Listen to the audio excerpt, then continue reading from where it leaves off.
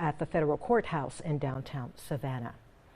A Texas judge is ruling about abortion drugs continuing to divide the country, and it's causing much controversy tonight. South Carolina Republicans becoming the first high-profile member of the party to speak out against that decision. So WSAV News 3's Andrew Davis is joining us now from our Lowcountry newsroom with the very latest. Andrew. Well, Nancy Mace is a conservative on many issues, but the Lowcountry legislator is willing to break ranks when it comes to women's issues like abortion. Mace says in this case, the judge's decision is wrong and should be ignored.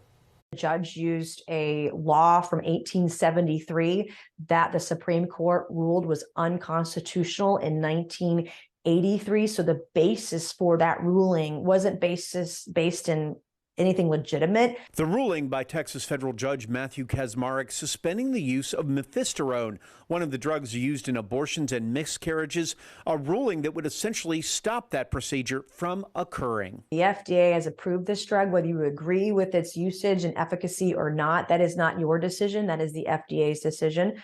And that's a decision that should stand. As abortion rights protests continue around the country, Representative Mace firing back on her own party, saying Republicans just aren't listening to their own voters. We've been tone deaf on this issue, and we're not listening to constituents in our districts when we ignore what they're saying. And somewhere in 90% of America, even if they're pro-life or pro-choice, they don't want the heavy hand of government involved on this issue.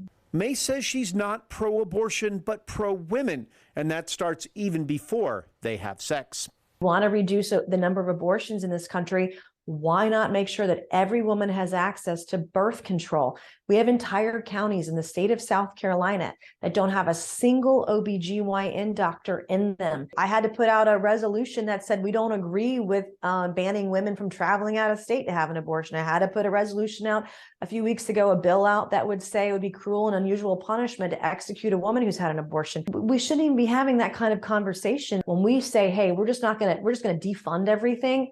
That's not based in any sort of reality. No agency is going to be defunded. That's just not a reality that we live in, whether you want it or not. Now, Mace says she's working on a series of bills related to the abortion issue that could be, quote, palatable to both sides and still help the American public. The Biden administration's already appealed the judge's decision. The drug continues to be on the market in the meantime. Andrew Davis, WSAV News 3 on your side. Andrew, thank you.